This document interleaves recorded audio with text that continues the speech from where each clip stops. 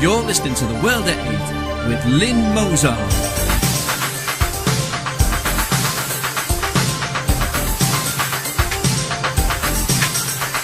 The World at 8, the number one in nationalist news.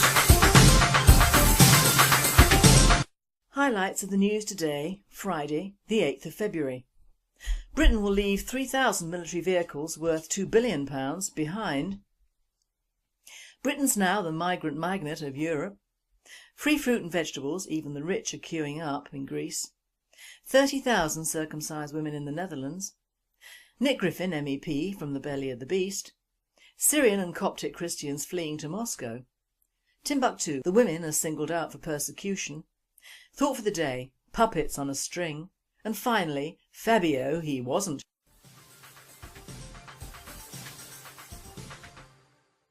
UK news.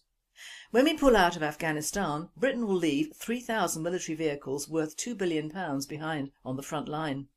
Around 40% of hardware, including up to 1,200 protective trucks and personnel carriers, will be scrapped, sold or given away by the Ministry of Defence.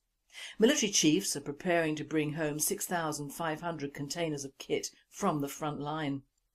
But some 4,500 loads will remain in the war zone. Some equipment will be gifted to the Afghan National Army and Police so they can maintain security when the UK leaves in December 2014. Other pieces of kit deemed surplus to requirement will be destroyed so it doesn't fall into the hands of insurgents.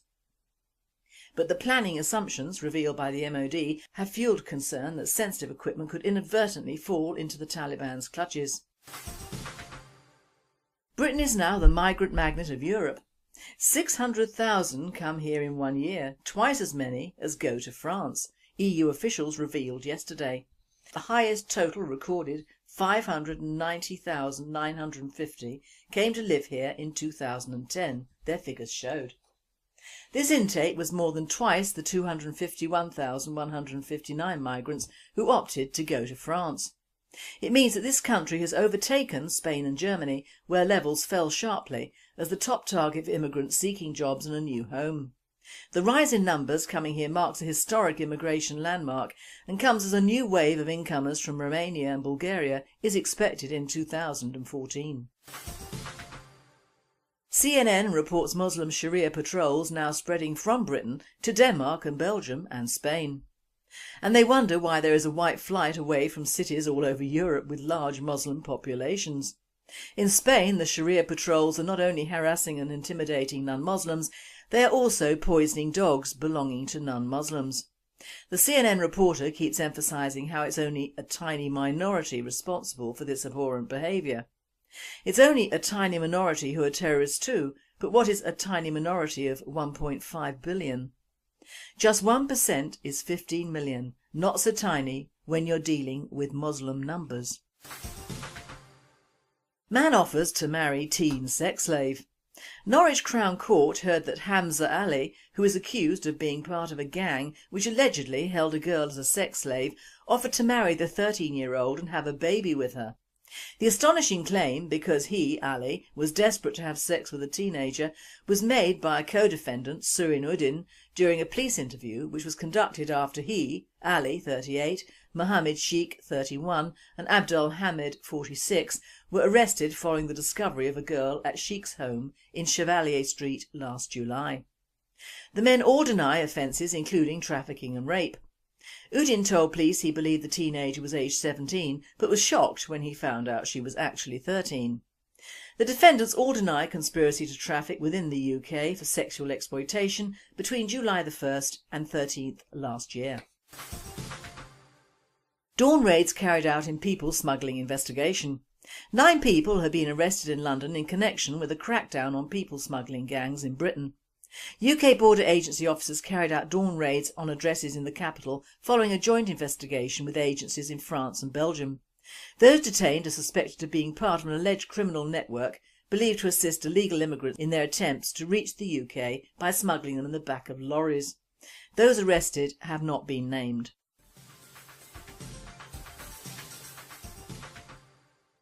European news.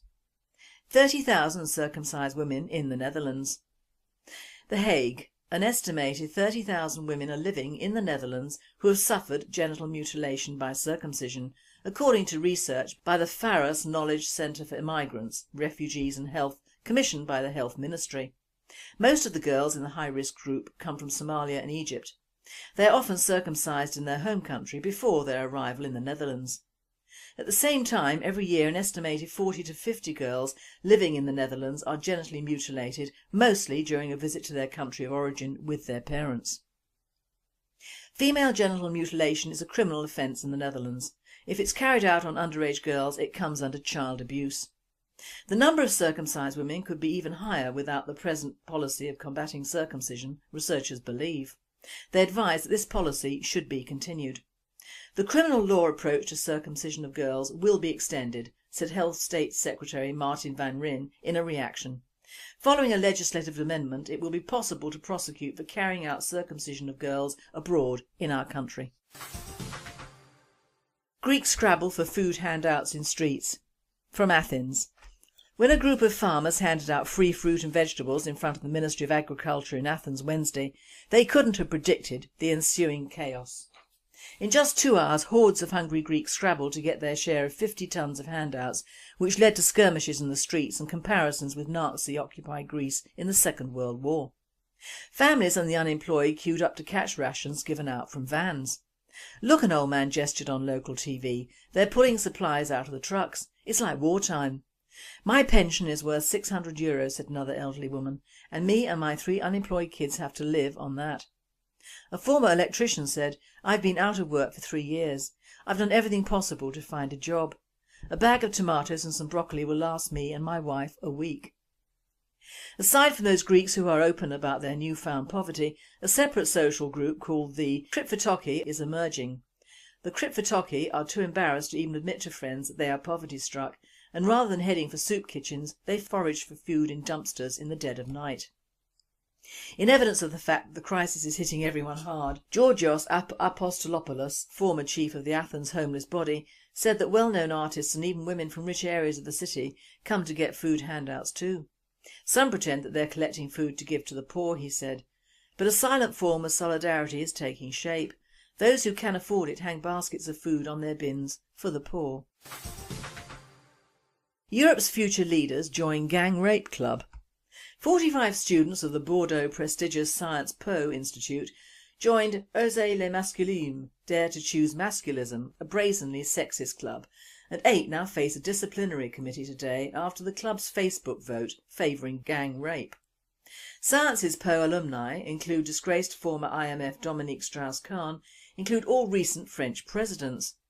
Jean Petou, a spokesman for the college, said that such sexist behaviour and comments were limited to a handful of idiots who want to make an anti-conformism their religion. Their only aim is to shock. Despite their provocation, he said they will be more likely to be disciplined rather than expelled. "We can't throw someone out because they clicked like on a website," he said. However, if the club's founders were tracked down, they could face charges of sexual harassment and distorting the Sciences Po logo.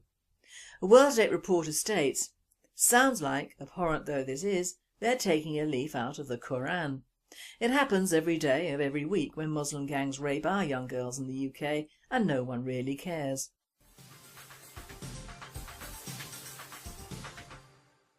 I now hand you over to Nick Griffin, MEP, from the belly of the beast. The big issue in Strasbourg this week was the report on reform of the disastrous Common Fisheries Policy. Since more than half of the EU's waters are in reality traditional British fishing grounds, given away by the Tory paedophile Ted Heath, these were votes of far more relevance to British MEPs than, for example, our colleagues in landlocked Austria or Slovakia. The issue produces, for me as a nationalist, something of a dilemma, because the EU should not have any jurisdiction whatsoever over British waters, but to take part in the vote is to recognise that at present it does. Should one in fact abstain? After careful thought, the answer has to be no. Since, thanks to Heath and all the traitor PMs since, including Thatcher, Major, Blair and the Cabbage Patch Doll now nominally in charge of the government, the EU does decide our fisheries policy. The only choice one has is to try to improve the disastrous set of measures they've had in place up until now, or to sit it out and add to the risk that nothing will change, in which case, by the time Britain leaves the EU and we regain control of our fishing grounds, they wouldn't actually contain any fish. So the only rational thing to do is, while rejecting in principle the EU's right to decide on the fate of our fish, to do what can be done in practice to improve the EU decisions. And I'm pleased to tell you, the end result is that the new Common Fisheries Policy is a big improvement on the old one.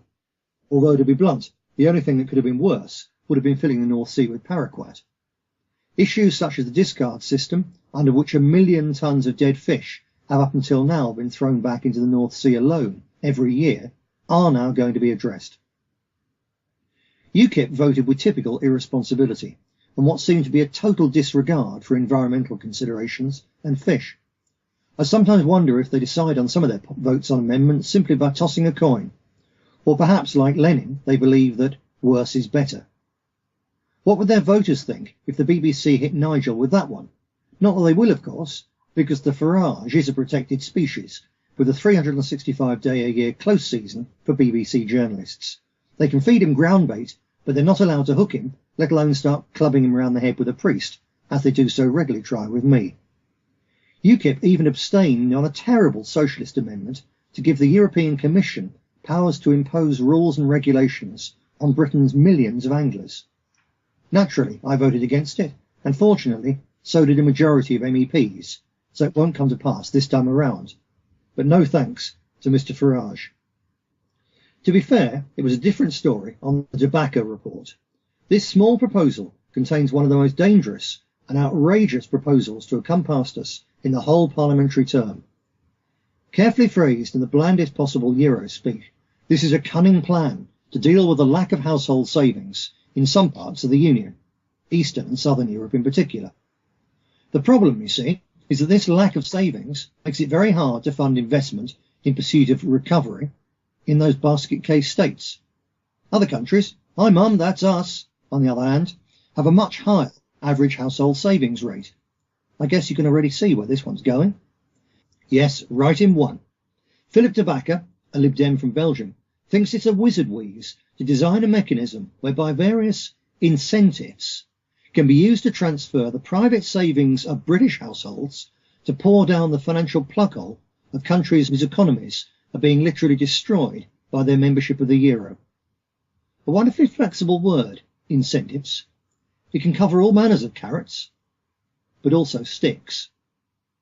As I said, UKIP also voted against this proposed EU smash and grab raid on the savings of British households, but the Tories, Lib Dems and Labour all voted for it.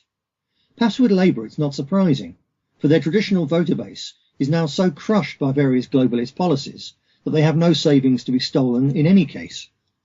But what about all those socialist bureaucrats on salaries of hundreds of thousands a year? You'd think they might look out for them. And as for the Tories, what the hell were they thinking?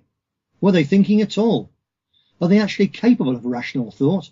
Or has Cameron's electoral death wish, manifested this week by his gay marriage showboating, infected their whole party?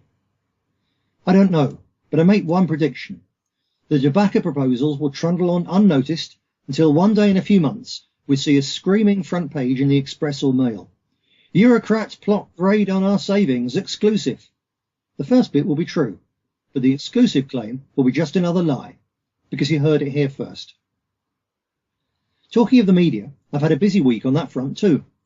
The row over the socialist attempt to stop the funding of our alliance of European national movements led to a number of interviews, including with the BBC Politics show, after a press conference that I gave with Front National MEP Bruno Gollnisch and Dimitar Stoyanov, leader of the Bulgarian National Democratic Party.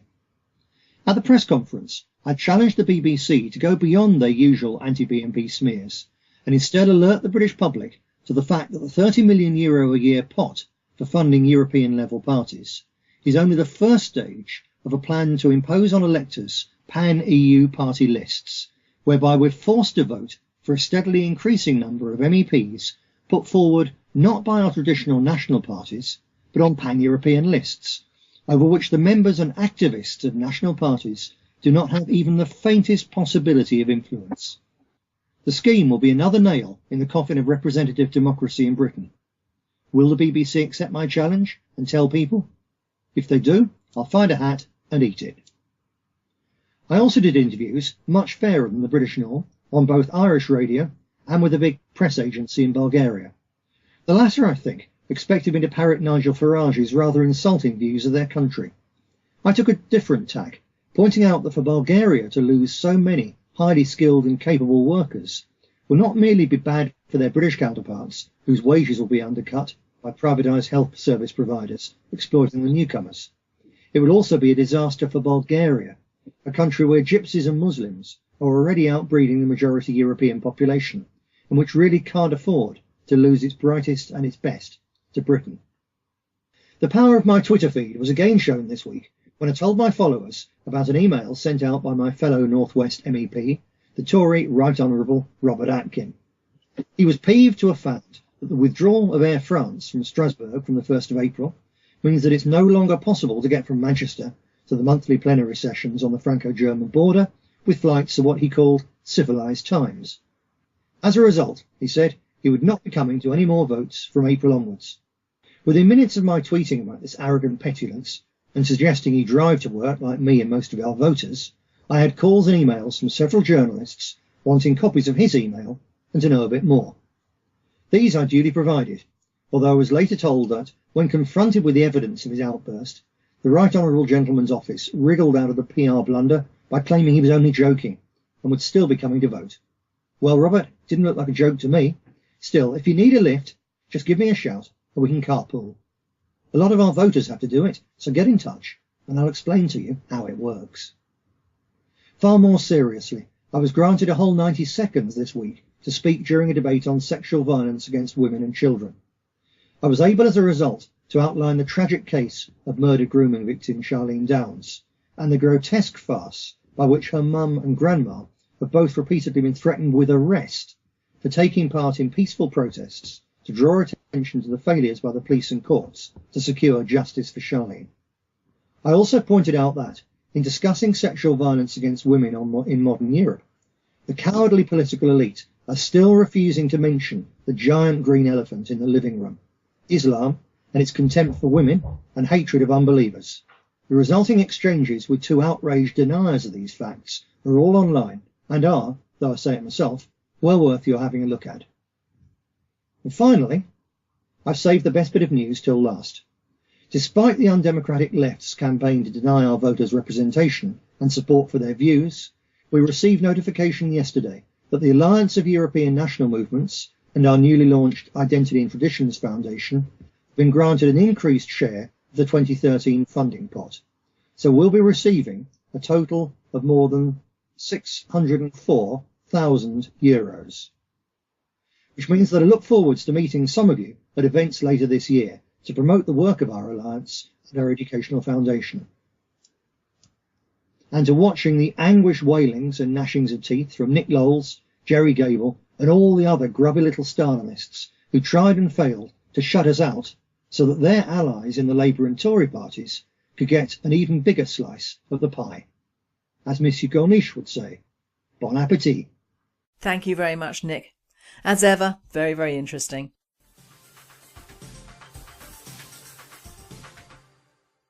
World News. Timbuktu, the woman singled out for persecution. David Blair of The Telegraph reports Al-Qaeda and its allies in Timbuktu singled out women for special persecution. For 10 months Timbuktu endured occupation by Al-Qaeda in the Islamic Maghreb, AQIM, and other extremists. So Timbuktu's 60,000 inhabitants discovered what it would be like under Al-Qaeda rule. The women were singled out for special persecution, as in the case of Azahara Abdu Majah. Her crime? Azahara had committed 2 offences in Islamist eyes. She sometimes failed to cover her face when venturing out, and most heinously of all, she carried pictures of Western pop stars, notably Celine Dion, on her mobile phone. After stopping her on the street last November, Islamists then whipped her, then after watching her in late November, she was arrested.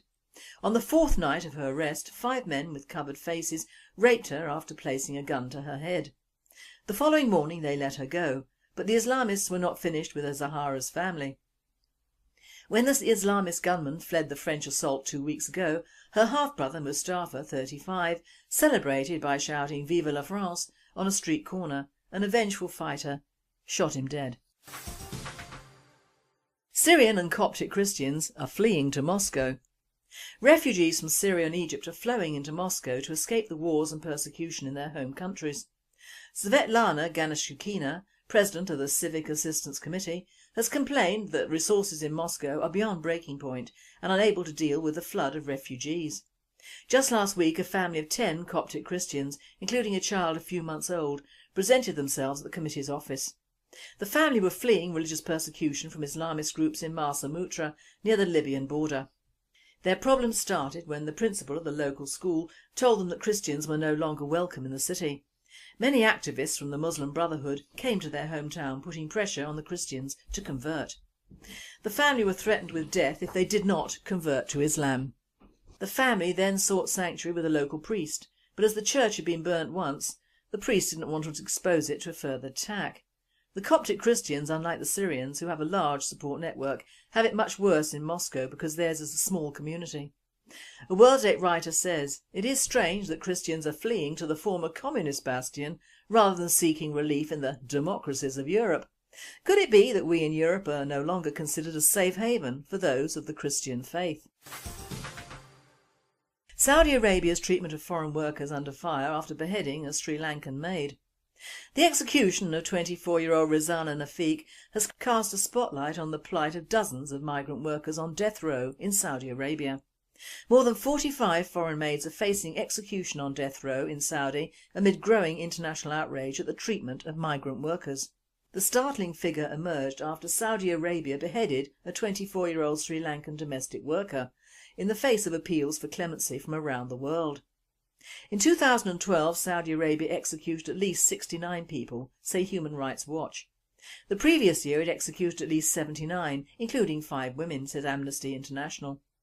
In Saudi Arabia, a domestic worker facing abuse or exploitation from her employer might run away and then be accused of theft. Victims of rape and sexual assault are at risk of being accused of adultery and fornication. Migrants are also said to struggle to gain access to lawyers and translators, and it is not uncommon, according to Human Rights Watch, for the Saudi authorities to prevent those arrested from contacting their embassies. In many cases they are subjected to whole trials where they can't understand the proceedings, which are conducted solely in Arabic and without translation.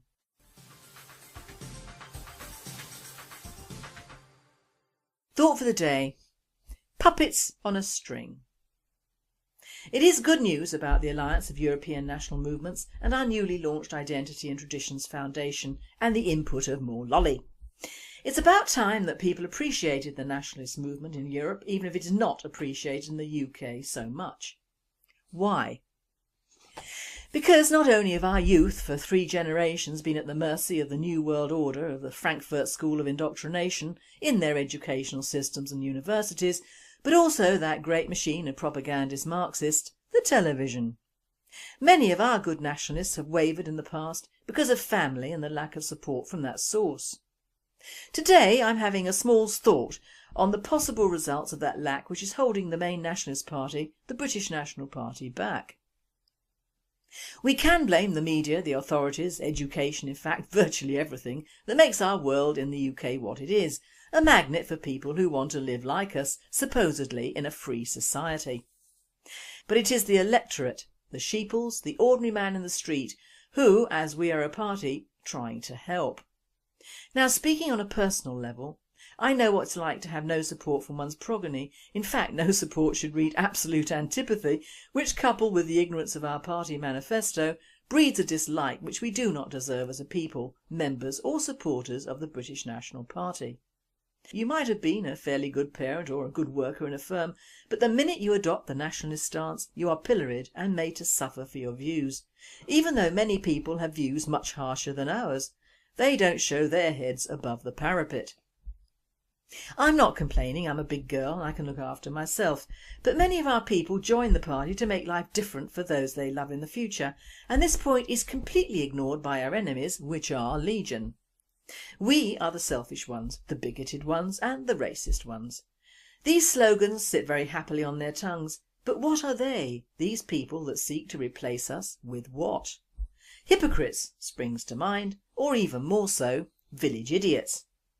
Do they think for 1 minute that it's fun to be harangued, vilified, or the alternative ignored and put into a subhuman category for loving one's country and being worried about the future?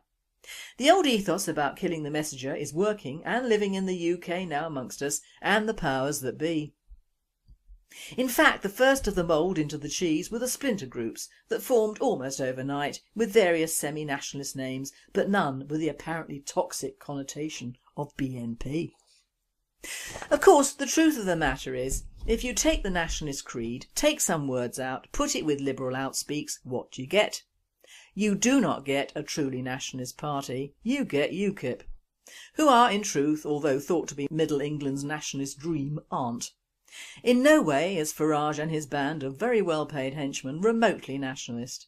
In fact, they should not be against the EU because it is the EU and our government who give them huge amounts of money to split the vote, especially in the softer target areas like the southeast and southwest regions of the country, where the term frightened to think comes to mind. Many of our people who have to take breaks because of their families and the pressures that are brought down on them might be the first in line when our country alters beyond recognition. Some members of my family who, for no other reason than they have read or heard of our party, try to dissuade me from doing my job, could be first in line if this country ever becomes a caliphate or an Eastern European hellhole. They and other people don't seem to realise that we do not persevere for our health, but for what we know will happen if we do not at least try to save our country. Don't they realise if the worst happens, they won't count. Their children will not count, and their way of life, which they seem to be trying to preserve, will not count. I know that history favours the victors and that when on the butt end of bad news, people generally either do something about it or hide, and in this case in the UK, hiding seems to be preferable.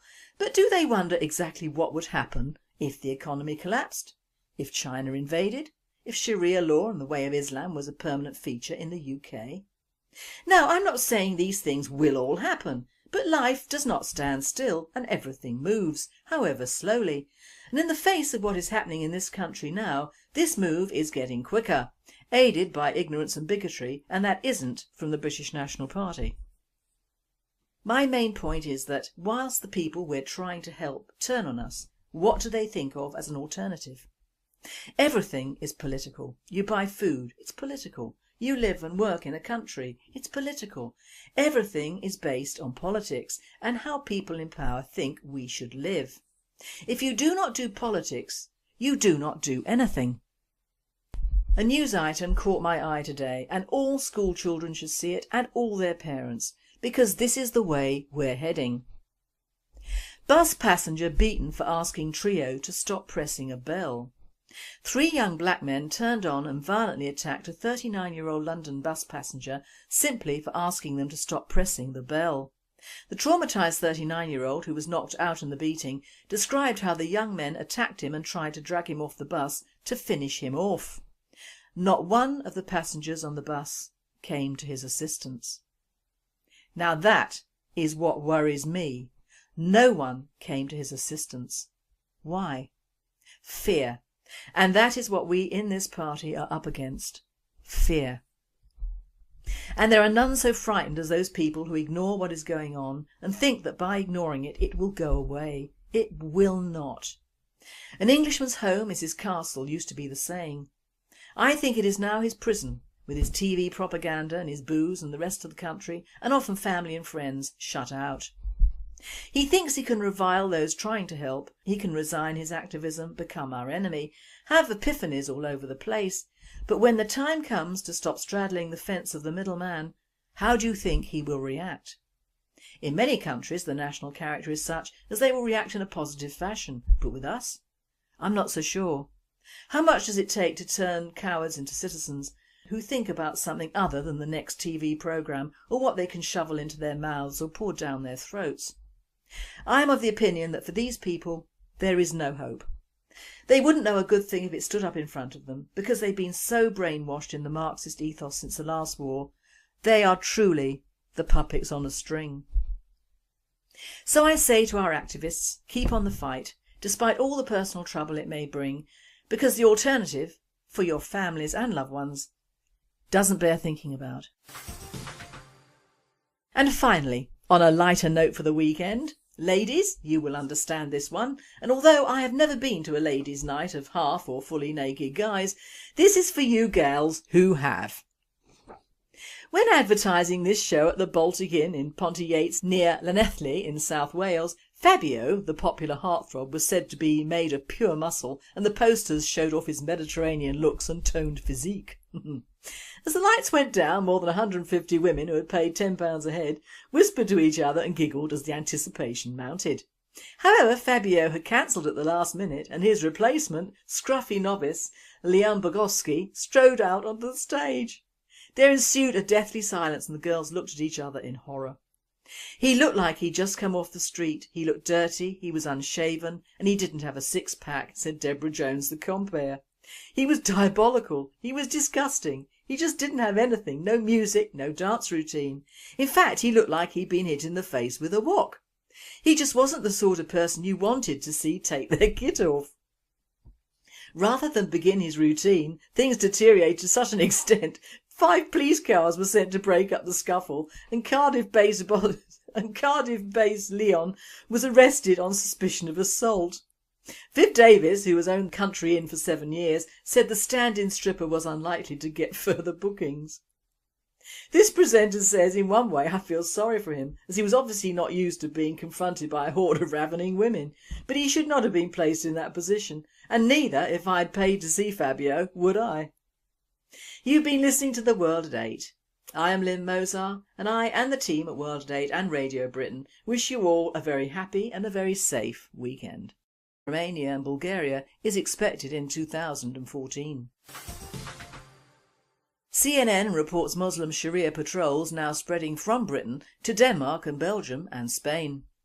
And they wonder why there is a white flight away from cities all over Europe with large Muslim populations.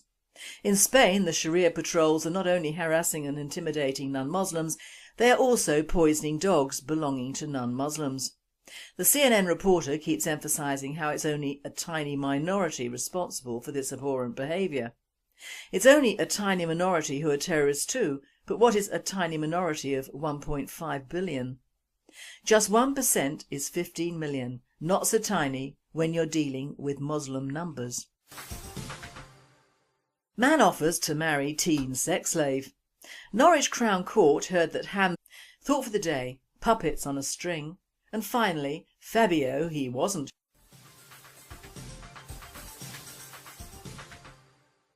UK News.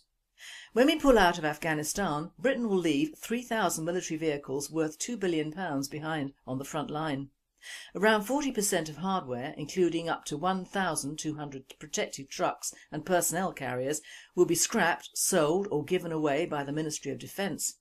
Military chiefs are preparing to bring home 6,500 containers of kit from the front line. But some 4,500 loads will remain in the war zone. Some equipment will be gifted to the Afghan National Army and Police so they can maintain security when the UK leaves in December 2014. Other pieces of kit deemed surplus to requirement will be destroyed so it doesn't fall. Ali, who is accused of being part of a gang which allegedly held a girl as a sex slave, offered to marry the 13-year-old and have a baby with her. The astonishing claim, because he, Ali, was desperate to have sex with a teenager, was made by a co-defendant, Aleemuddin, during a police interview which was conducted after he, Ali, 38, Mohammed Sheikh, 31 and Abdul Hamid, 46, were arrested following the discovery of a girl at Sheikh's home in Chevalier Street last July. The men all deny offences including trafficking and rape. Uddin told police he believed the teenager was aged 17 but was shocked when he found out she was actually 13. The defendants all deny conspiracy to traffic within the UK for sexual exploitation between July the 1st and 13th last year. Dawn raids carried out in people smuggling into the hands of insurgents. But the planning assumptions revealed by the MOD have fuelled concern that sensitive equipment could inadvertently fall into the Taliban's clutches. Britain is now the migrant magnet of Europe. 600,000 come here in 1 year, twice as many as go to France, EU officials revealed yesterday. The highest total recorded, 590,950, came to live here in 2010, their figures showed. This intake was more than twice the 251,159 migrants who opted to go to France. It means that this country has overtaken Spain and Germany, where levels fell sharply, as the top target for immigrants seeking jobs and a new home. The rise in numbers coming here marks a historic immigration landmark and comes as a new wave of incomers from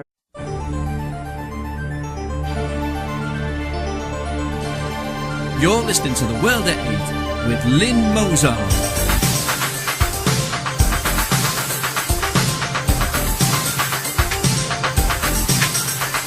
The World at 8, the number one in nationalist news. Highlights of the news today, Friday, the 8th of February. Britain will leave 3,000 military vehicles worth £2 billion behind. Britain's now the migrant magnet of Europe. Free fruit and vegetables, even the rich are queuing up in Greece. 30,000 circumcised women in the Netherlands. Nick Griffin, MEP, from the belly of the beast. Syrian and Coptic Christians fleeing to Moscow. Timbuktu, the women are singled out for persecution.